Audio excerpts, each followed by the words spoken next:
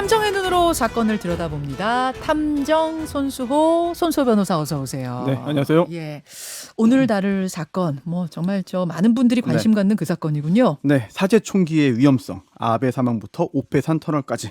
지난주 아베 신조 전 일본 총리의 갑작스러운 사망 정말 놀랐습니다. 그렇습니다. 지난 8일이었죠. 선거 유세 도중 갑작스러운 총기역을 당해 사망했습니다. 용의자 야마가미 데스야가 현장에서 바로 체포됐잖아요. 네. 범행 배경과 정황이 하나둘 확인되고 있는 중입니다. 근데 저는 다른 수단도 아니고 총을 쏴서 네. 총기 규제 국가에서 총을 쏴서 사람을 죽였다는 점이 더 충격적이었어요. 그렇죠. 일본도 우리나라처럼 개인의 총기 소지가 원칙적으로 허용되지 않거든요. 예. 그렇기 때문에 이 사건도 범인이 총기를 직접 만들었습니다. 사진도 확보가 됐는데요. 목재판에 2개의 금속 원통을 테이프로 묶어서 고정한 형태예요. 가로 40cm, 세로 20cm 정도 크기인데 네. 한 번에 6발의 총알이 동시에 발사되는 방식입니다. 네, 그러니까 사제총이자 산탄총 형식. 네. 총기를 어떻게 직접 만든 거예요, 저 사람? 온라인 동영상을 통해서 제작법을 배웠어요. 그리고 부품 일부는 구입하고 또 일부는 3D 프린터로 직접 만들어서 총기를 완성했다고 합니다. 처음에는 폭탄, 그러니까 네. 폭발물을 만들려고 했대요. 네. 그런데 그게 잘 되지 않아서 총기를 만들었다고 하네요. 그 총기 제작법 알려주는 유튜브 영상 같은 거 이거는 네. 종종 문제가 됐었던 기억이 나요. 그렇습니다. 이게 외국에만 있는 문제가 아니에요. 예. 우리나라에서도 불과 6년 전에 유사한 사건이 벌어진 적이 있습니다. 2016년 서울 오페산 터널 사제총기 살인 사건인데요. 이 사건 되짚어보면서 총기, 특히 사제총기 문제를 살펴보겠습니다. 자, 여러분 기억하실 겁니다. 2016년 있었던 오페산 터널 총격 사건, 오늘 그 속으로 돌아가 보겠습니다. 개요부터 좀 짚어보죠. 2016년 10월 19일 오후 6시 30분경이었는데요. 네. 서울 강북구 번동의 오페산 터널에서 발생한 사건입니다. 당시 상황이 영상으로 준비돼 있어요. 자, 유튜브와 레인보우로 저희 영상 보여드릴게요. 이건 뭐죠? 네. 지금 저 오페산 터널 옆부분에 있는 곳인데요. 여기에서 총기를 소지한 남성과 경찰들이 대치하고 있다가 지금 경찰이 쓰러져 있습니다. 네, 네. 네, 총기에 맞아서 쓰러진 거거든요. 그렇죠. 당시 퇴근 시간이었기 때문에 많은 사람들이 저 장면을 직접 지켜보고 또 제보 영상도 굉장히 좀 많았는데요. 전자말찌를 끄는 남성이 사람을 폭행하고 있다는 신고가 112에 들어왔어요. 네, 네. 신고를 받은 경찰 2명이 현장에 곧바로 출동을 했고요. 네. 조금 전에 보신 영상처럼 대치하고 있었는데 네. 이 남성이 5m 거리에서 경찰관을 향해 사제총기를 발사했습니다.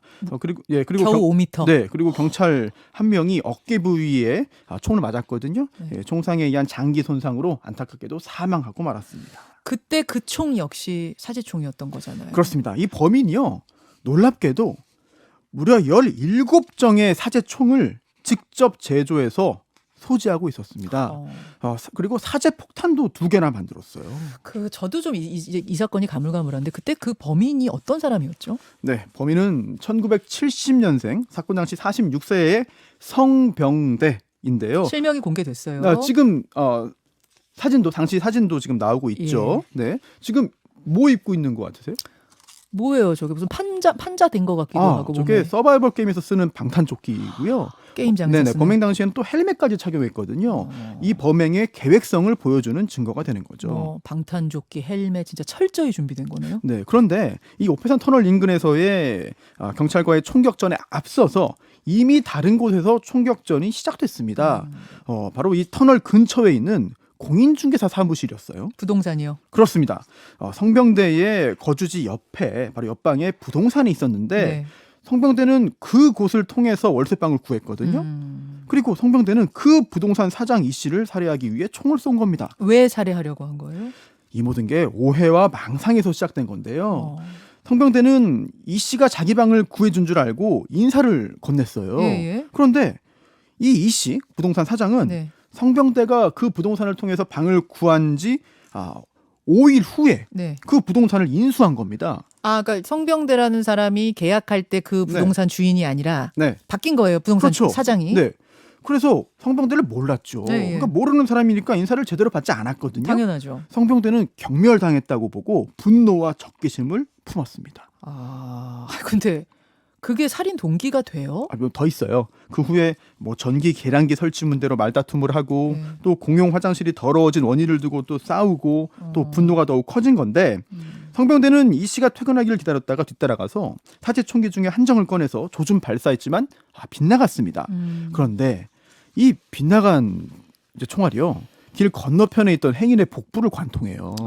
그래서 위장 관통상을 입혔거든요. 이제 논란 이 씨가 도망가니까 네. 뒤따라가서 이제 쇠망치로 머리 부위를 또 5번이나 때렸거든요. 네. 이제 기절하니까 이제 사망한 것으로 생각하고 멈췄는데 판결문의 내용은 상당히 좀 끔찍하기 때문에 좀 생략을 하겠습니다. 네, 네. 자, 이렇게 2명에 대한 살인 미수가 성립한 거죠. 그리고 총소리를 들은 행인이 경찰에 신고했어요. 그러자 성병대는 가위로 전자발찌를 끊고 오페산 터널 쪽으로 피해서 은신한 거죠. 그래서 처음에 영상 본 것처럼 경찰과 대치했고 그 과정에서 경찰관이 총에 맞아 사망하게 된 겁니다. 부동산 주인에게 발사하려다 그게 이렇게 돼서 이제 네. 경찰과 대치 상황까지. 네. 그러면은 추격을 피하기 위해서 경찰한테 네. 총 쏜 거예요? 그게 아닙니다. 아니에요? 왜냐면은요. 성병대는 이 부동산 주인도 살해하라고 했지만 애초부터 경찰관도 죽이려고 한 겁니다. 왜요? 즉 경찰이 출동해서 따라오면 죽이겠다. 그러기 위해서 내가 오페산 터널 인근으로 도망가면 경찰이 출동할 거니까 출동한 경찰 내가 죽일 것이다. 라고 생각을 하고 계획하에 오페산 터널 쪽으로 이동을 한 겁니다. 그 이유가 예. 참 황당한데요. 사실 성병대는 경제적으로 대단히 힘든 상황이었습니다. 뭐 하던 사람이에요? 사실 전과가 좀 많은데요.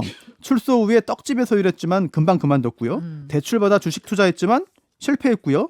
사건 발생 1년 전부터 직업과 소득 없이 가족 도움과 구청의 긴급 생활 지원으로 살았는데 더 이상 그렇게 하지 못하게 돼서 자포자기 상태에 빠진 거거든요. 그래서 이러한 극심한 생활고와 사회 부적응의 근본적인 원인이 경찰에 있다고 생각하게 된 건데요. 그 원인이 이렇습니다. 성병대에 전과 많아요. 예. 2001년에 특수강간 등으로 징역 2년 6개월에 집행유예 4년. 그런데 그 집행유예 기간 중에 또 청소년 강간으로 징역 5년형을 받았습니다. 2004년에는 무고죄로 징역 8개월. 예. 2007년에는 야간 집단 흉기 등 상해로 징역 2년. 예. 2012년에 출소했거든요. 그런데 애초에 경찰이 조직적으로 특수강간 누명을 씌워서 나를 징역 살게 만든 것이다. 경찰, 특히 강북경찰서에 대한 깊은 원망을 품게 된 겁니다. 아니 지금 쭉 얘기를 듣다 보니까 이 사람 약간 피해 망상 같은 거 있는 거 아니에요? 맞아요. 재판 과정에서 정신감정했더니 망상 장애가 있고 네. 치료가 필요하다는 결과가 나왔거든요. 심지어 성병대는 이런 말도 했어요. 어떤 말이요? 내가 암살될 수 있다. 경찰을 살해한 건 내 탓이 아니다. 그러니까 내가 쏘지 않았으면 내가 암살당했다 뭐 이런 얘기예요? 이해할 수 없는 이야기를 한 거고요. 그리고 조금 전에 무고죄 전과 있다고 말했잖아요. 네네. 그런데 그 내용이 뭐냐면 자신이 최초로 처벌받은 그 특수강간죄 네. 그 피해자가 사실은 나와 합의하에 성관계 가진 것인데도 강간당한 것처럼 무고했다라고 고소한 게 무고죄가 된 겁니다. 그리고 아까 말씀드린 2007년에 야간 집단 흉기 등 상해 폭처법 위반 이거는요. 교도관이 자신을 암살할 것이라는 생각으로 교도관을 폭행하고요. 샤프로 얼굴을 찌르고 말리던 다른 교도관을 폭행한 거예요. 그리고 또 수감 중이던 2010년에는요. 네. 교도관을 보조해서 배식 담당하던 사람이 네. 음식하고 식수에 유해물질 탄다고 말해가지고 명예훼손죄로 벌금 100만 원형을 받기도 했습니다. 그러니까 이 사람 기본적으로 이렇게 망상이 있는 네. 사람이고 참 망상이란 게 무섭네요. 네, 그리고 이 망상 이 두 개가 연결돼요. 왜냐하면 연결이요? 경찰과 이 부동산 주인 접점이 없어 보이잖아요. 네. 그런데 성병대는 이렇게 말했습니다. 이렇게 생각했습니다. 부동산 사장 이 씨가 네. 경찰과 한통속인 비밀 경찰이라고 믿은 거예요. 그걸 확인하기 위해서 술 한잔 하자라고 했는데 나는 술을 안 마신다고 거절을 하니까 분노가 폭발한 건데요. 그래서 성병대는 이 씨를 먼저 살해하고 오페산 방향으로 도주할 때 추적해오는 경찰까지 살해하기 위해서 준비를 한 겁니다. 원래 경찰에 대한 원한도 있는 데다가 비밀 경찰이라고 또 생각을 하고. 사실 이 성병대가 범행 전에 페이스북에 올린 글만 봐도 네. 이 정신 상태를 이제 짐작할 수가 있는데요. 범행 직전에 올린 게 있어요? 네, 그렇습니다. 이제 그 정상이 아닌 상태라는 거를 충분히 알 수 있고요. 혹시 뭐 준비 좀 해오셨습니까? 네, 그렇습니다. 볼까요? 캡처된 네. 것들이 내용들이 좀 있는데 SNS? 네. 뭐 2, 3일 안에 경찰과 충돌하는 일이 있을 것이다라고 예고 등을 했고요. 그리고 또 평소 경찰이 나를 감시하고 있다. 뭐 친일 부패 경찰을 한 놈이라고 더 죽이고 가는 것이 내 목표다. 뭐 경찰이 알바들을 동원해 칵튀 작전을 벌이고 있다. 이런 내용들이 있어요. 무슨 작전이요? 칵튀 작전. 칵티가 뭐예요? 이게 영어처럼 들리지만 그게 아니고요. 좀 지저분합니다만 침을 뱉는 소리에서 본따서 성병대가 만들어낸 말입니다. 그러니까 폭행 사건을 유도하기 위해서 네. 자기 자신 앞에서 일부러 침을 뱉는다는 주장이죠. 사망상이군요. 지금 그렇습니다. 이게. 네. 자, 그렇게 되면서 총을 만들어서 복수를 하겠다. 근데 네. 그래, 내가 이제 자꾸 나를 이렇게 암살하려고 하니까 내가 복수하겠어까지 생각했다고 하더라도 그게 네. 총이라는 무기를 생각하게 된 건 어떻게 된 거예요? 사실 경찰을 살해하기 위해서 흉기 이제 4점을 구입하고 사지총을 만든 건데 처음에는 그 비비탄 총알 있잖아요. 네. 장난감. 그 장난감 총알 발사 가능한 리볼버 총기를 구입해요. 이거 장난감입니다. 네네. 그리고 이거를 실제 총기처럼 개조하기 위해서 뭐 총열 그리고 뭐 공업용 쇠구슬, 화약 등을 구입하고요. 또 스마트폰으로 한 2달 정도 유튜브를 검색해서 사제총 만드는 방법을 파악해서 17종이나 만든 거거든요. 혹시 이 사람이 만든 총 지금 자료 네. 있나요? 그렇습니다. 이 사람이 당시 만든 총? 범행에 사용한 그 총기의 사진들도 당시에 공개가 됐죠. 지금 이번에 화면에 나오고 있어요. 그 일본에서 네. 벌어진 그 사건의 총하고 거의 비슷하네요. 기본적인 원리는 이제 동일하다고 볼 수 있는 건데 사실 좀 유튜브 보면서 만들었으면 좀 허술하겠지라는 네. 생각을 할 수 있는데 전문가들은 그렇지 않다고 합니다. 즉 사제총기 중에서는 가장 초보적인 수준이지만 네. 치명적이었다고 이제 하는 거예요. 아니 보기에는 되게 허술해 네. 보여요. 그 일본 네. 그 사람 것도 그렇고 이것도 그렇고 그렇죠. 보기는 되게 허술해 보이는데 위력은 대단하다는 거죠. 실제로 지금 성병대도 경찰을 살해했고요. 네. 그리고 또 행인에게도 중상을 입혔고 또 아베 전 총리도 저 사제총에 의해서 맞아요. 결국은 살해당한 거거든요. 네, 네. 그러니까 이게 그 일본 같은 경우는 불꽃놀이에서 쓰는 폭죽 있잖아요. 그 폭죽을 다 모아서 고화약으로 고힘으로 쇠구슬을 밀어올리는 방식이었대요. 한 벌 발사할 때마다 쇠구슬 6개가 나가는. 근데 관이 2개 있었으니까 쇠구슬이 총 12개가 나간 거죠. 이제 그런 논리입니다, 여러분. 이 성병대 어떻게 됐습니까? 자, 1심은 국민참여재판으로 진행됐는데 무기징역형이 나왔어요. 네, 사형이 아니었고요. 배심원 4명은 사형이었지만 5명이 무기징역이었고 재판장 역시 무기징역을 선택했습니다. 2심은요? 검사는 2심에서도 사형을 구형했지만 2심 역시 무기징역이었는데요. 근데 당시 성병대는 전혀 반성하지 않았습니다. 뭐 도저히 납득하기 어려운 주장을 전개하면서 경찰관들에게 책임을 전가했고요. 심지어 경찰이 그 경찰을 쏴 죽인 다음에 네. 피해자 몸에서 탄환을 빼내고 네. 자신이 사용하던 쇠구슬을 사체에 넣은 것이라는 주장까지 했어요. 이 사람은 지금 정신병에 대한 감정했겠는데요. 그렇습니다. 정신병들자 선별도구 이제 PCR 검사 결과는 40점 만점에 21점으로 중간 수준이었습니다만 네, 네. 재범 위험성 평가 결과는 총점 15점으로 높은 수준이었거든요. 이제 자신의 어려움에 대한 모든 책임을 경찰들에게 묻고 있기 때문에 동일한 범죄를 다시 저지를 위험 매우 높다고 봤습니다. 그래요. 근데 이제 사제총을 이렇게 쉽게 네. 제작할 수 있단 말이야. 아마 지금 많은 분들이 그 부분에서 놀라실 거예요. 지금도 이제 여러 동영상 사이트에서 키워드 검색하면은 설계도 등을 구할 수 있기 때문에 큰 문제고요. 이제 포털 사이트 검색 역시 마찬가지입니다. 도안을 공유하는 해외 사이트가 나와요. 그래요? 전문가들이 이걸 가장 우려하고 있죠. 아니 이거 법으로 규제해서 좀 차단해야 되는 거 아닙니까? 이런 영상? 지금도 차단 조치를 하고 있어요. 그래요? 하지만 완벽한 봉쇄는 사실상 어려운 거죠. 경찰 관계자가 이런 말을 했습니다. 네. 관련 정보 대부분이 해외 사이트에 올라와서 단속이 참 힘들다. 상시 모니터링하면서 불법 총기 제조 관련 게시물을 확인하고 또 방송통신심의위원회에 접속 차단을 요청하고 있다고 말했는데 하지만 사제총기 제작은 이 단속을 진행해야 되는 어떤 그 장소 이제 그 사이트를 예측 특정하기 어렵다는 점에서 경찰들이 애로사항을 토로하고 있고요.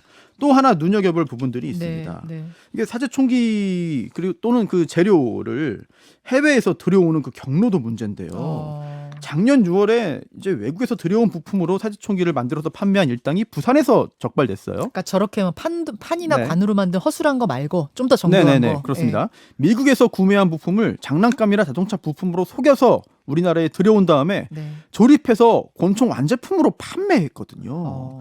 당시에 실탄 제조를 시도하다가 실패하니까 철수한 미군 부대 인근에서 금속 탐지기 활용해서 실탄을 찾기도 했습니다. 진짜요? 네, 그리고 작년 3월에는 충북의 한 폐가에서 이제 그 쇠파이프로 만든 불법 사제총기 17정이 발견되기도 했는데 숨진 집주인이 불법으로 제작한 총기로 경찰은 추정했습니다.